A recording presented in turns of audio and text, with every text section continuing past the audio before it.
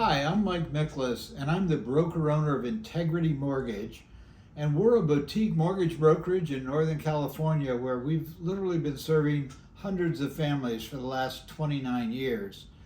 And I joined Coach the Coach's program in part because I wanted to better define the legacy that I hope to leave with Integrity Mortgage.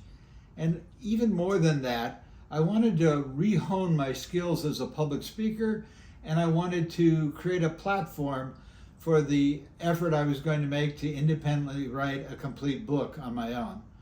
And speaking of books, Ben Newman, in his Coach the Coaches program, which is the highest level of the various teachings that he does, he basically teaches from his book, The Standard.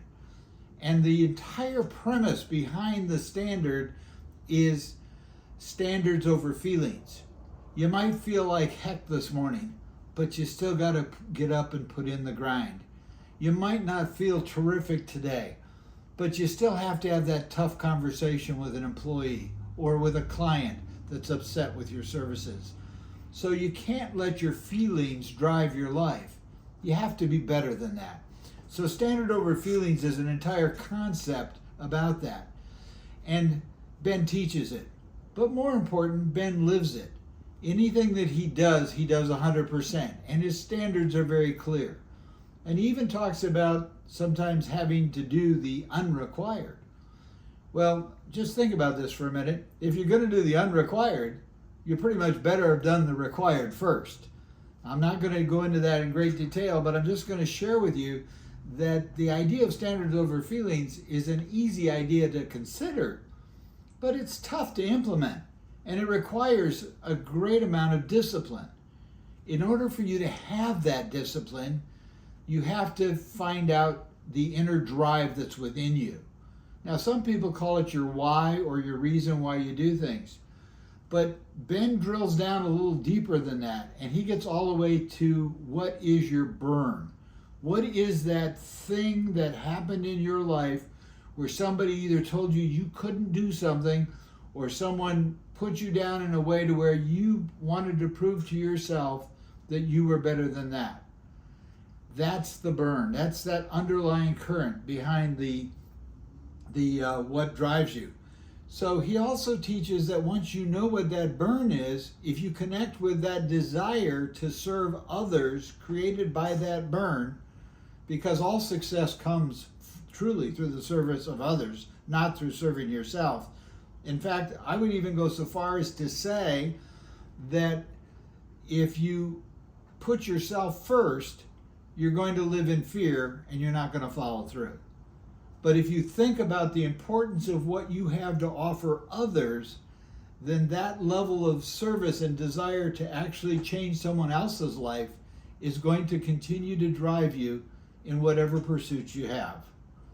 So the power to reframe and acknowledge what it is that drives you and the ability to place it into a context to where you can motivate others on your team to do the same. That's what Coaching the Coaches is all about. So how do you start your day? How do you start every day?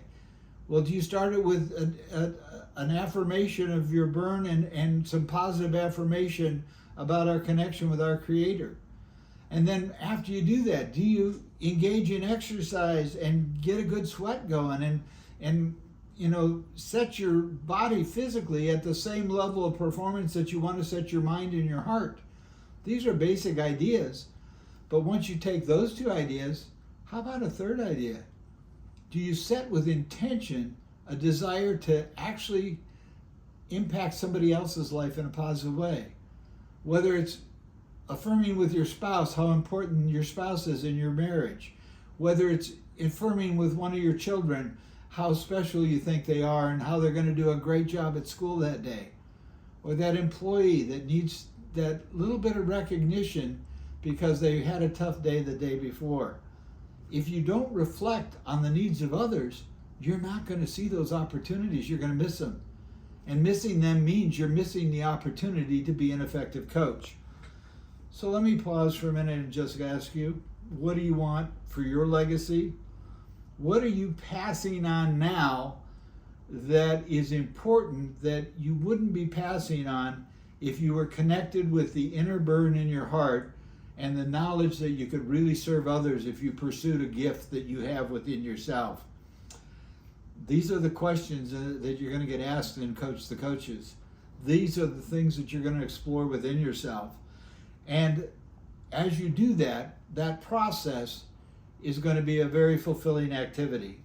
So one of the things that I discovered was that I'd been playing too small, and that my desire to get out on a national stage and speak was being something that I had been putting behind. I'll get to it someday. Someday I'm going to do that. Someday. Well, after Coach the Coaches, I've decided that day is today, and I'm doing the things that I need to do to position myself to be successful in that endeavor. So let me just share with you a quick story about me and how I got into lending, because it'll tell you a little bit about my burn. My mom and dad got divorced at a very young age, and I was 8 years old. I was the oldest of three. And we bounced around, and I ended up, as my mom attempted to validate herself in various relationships, ending up being the oldest of five when my mom and stepdad, my stepdad Tom, put us into a home and bought a home when I was in the 7th grade.